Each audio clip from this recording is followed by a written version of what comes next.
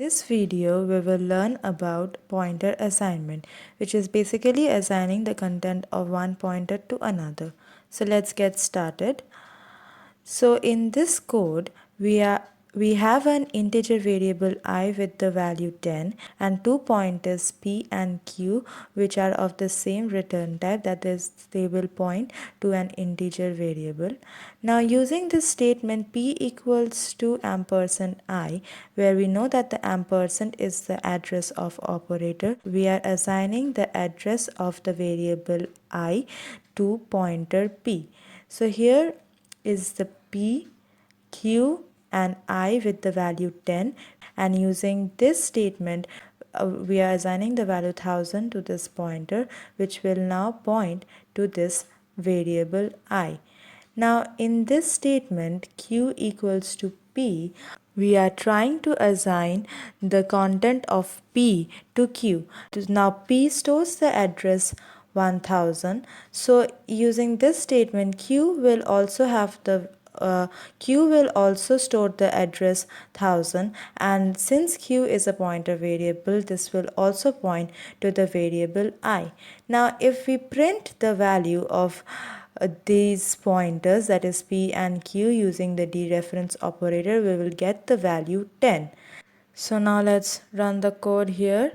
As you can see that the output is 10 in both the cases, that is both the pointer variables point to the same variable I. One important thing to note is that q equals to p and star q equals to star p are not the same. In the first example that we had, the q equals to p, which means that both the pointers p and q are pointing to the same variable, that is I, which holds the value 10.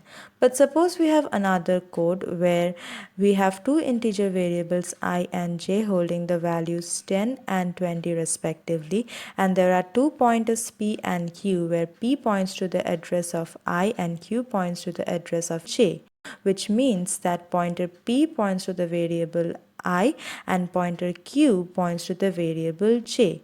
Now if we have this line star q equals to star p, which means that using the dereference operator we are assigning the value stored in the pointer p to q, which means that here in this j variable this 20 will be replaced by 10.